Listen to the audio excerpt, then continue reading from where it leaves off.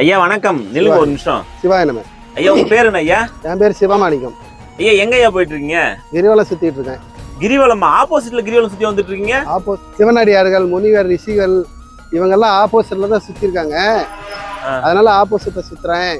ஓஹோ, சிவனடியார்கள் முனிவர்கள் அந்த காலத்துல ஆப்போசிட்ல சுத்தி இருக்காங்க. ஆமா, ஆப்போசிட்ல சுத்தி தான் பல மகான்கள் அவருடைய அருள் பெற்றிருக்காங்க. ஓஹோ, ஆப்போசிட்ல சுத்தினா அவ்வளவு அருள் கிடைக்கும். அப்ப நாங்களா கூட ஆப்போசிட்ல சுத்தி வரலாமா? நீங்க சுத்த கூடாது.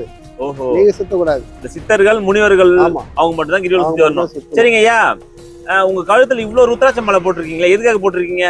ருத்ராட்சமா அப்பாவுக்காக போட்டிருக்கிறேன். அப்பானா? சிவபெருமான் பார்வதிக்காக. ஓஹோ, அவங்களதான் உங்க அப்பாவா சொல்றீங்களா? ஆமா, அவரு. சரிங்க ஐயா, இவ்வளவு மாலை போட்டிருக்கீங்களா? நடக்க முடியுதா? எல்லாம் அவருதான் வெயிட்லாம் தாங்குறாரு. இதுல பாத்தீங்களா 8000 ருத்ராட்சம் இருக்குது. 8000க்கு மேல இருக்கும். கூடி சீக்கிரம் ஒரு 10,000 போட்டுருவீங்க. வெயிட் தான் 25 கிலோ. ஓஹோ, இவ்வளவு போட்டிருப்பேன். நடந்து போறதே கஷ்டம், ஆனா 25 கிலோ வெயிட் போட்டு வரீங்க. அதான் அவர் வெயிட் எல்லாம் அவர் தாங்குறாரு. யாரு? சிவபெருமான் தாங்குறாரு. சரிங்க. ஆப்போசிட்ல நான் கிரிவலம் வரேன்னாக்க என்ன அப்பா சுத்த சொன்னாரு. அதனால நான் சுத்திக்கிட்டு இருக்கிறேன்.